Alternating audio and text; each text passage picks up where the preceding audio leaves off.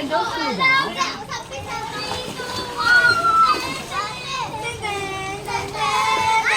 Uy!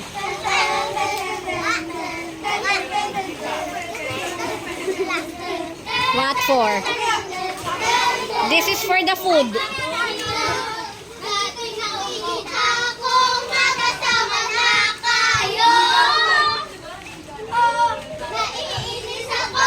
Sipin mo na lang yan kung hindi nyo ginawa yan. Yan yung nasa pulsa ng